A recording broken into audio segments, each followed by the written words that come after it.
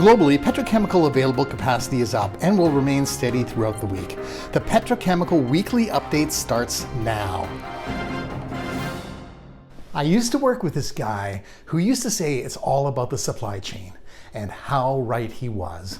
This weekend I came across an article on the Canadian Broadcasting Corporation, or CBC's website, entitled 7 Products That Have Been Disrupted Locally by the Global Supply Chain Crisis. The article highlights the problems the tiny Canadian province of Prince Edward Island is having sourcing everything from furniture to construction materials. A short time later, I stumbled across an article titled, "What Everyone Gets Wrong About the Never-Ending COVID-19 Supply Chain Crisis." It was from the Sloan School of Management at MIT. The article cites 2 causes for the supply chain crisis. First is the suppliers' inability to adjust to soaring demand. With people working from home and schools closed, demand for home goods, computers, furniture, and recreation equipment soared. The supply chain network was not built for this. The problem became worse due to labor shortages. The result was long delays at congested ports and skyrocketing costs. Second, the supply chain crisis was exacerbated, at least in the US, by the government pouring trillions of dollars into the economy, creating a consumer spending spree. Logistics is a very important part of the chemical industry.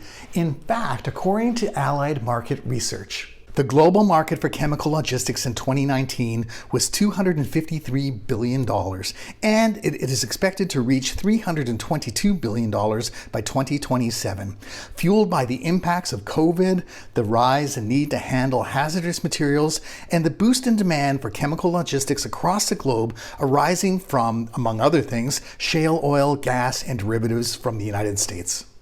You might be wondering, how will the global supply chain crisis affect the petrochemical producers?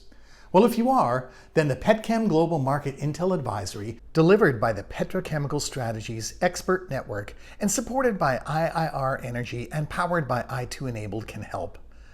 If you have questions and want answers, ask me. You can reach out to me directly through my website or to the IIR Energy team by email. Both addresses are listed on your screen. Let's look now at global petrochemical available capacities over the past week and what we can expect over the next week. I am using the Petchem Global Market Intel Start of Day dashboard to look at global capacity availability. Last week, despite the outage at the Shanghai Seco Petrochemical Complex, the restart at Jiangsu Sailboat Petrochemical, and the ramp-up at PTT Global Chemical led to an increase in available capacity in Asia. In Europe, the change was due to the restart of OMV in Germany.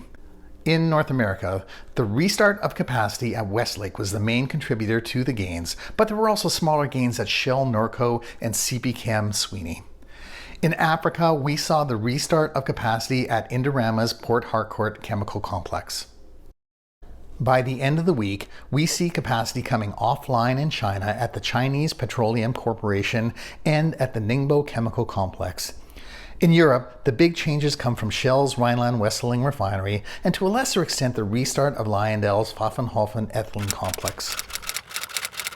Let's take a look at the headlines. Last Tuesday, Westlake Chemical reported that it had turned a record profit of $607 million in the third quarter, more than a tenfold increase year over year on record net sales of $3.1 billion. This was driven by higher prices and margins for most of its major products following the global economic recovery. Air Products and Chemicals Incorporated expects its capital expenditures, or CapEx, to run between $4.5 and $5 billion in fiscal year 2022 as it continues development on a wide range of mega, mid-size, and small industrial gas projects across the globe. In comparison, the company's CapEx for its just ended fiscal year 2021 amounted to $2.55 billion. And finally, in the news, large integrated oil companies reported mostly solid financial results for the third quarter, and they plan to share most of that largesse with their investors. Beyond increased dividends, big oil plans to use its cash haul to reduce debt and invest in a disciplined way in their core business, with some of the investment going to adjacent lower carbon ventures. They are not, generally speaking, using their surge of cash to chase the next elephant oil field discovery. Thank you for watching the Petrochemical Weekly Update. If you have any questions about anything you saw today, just ask me. My name is Robert Sawchuk, and I will see you next time.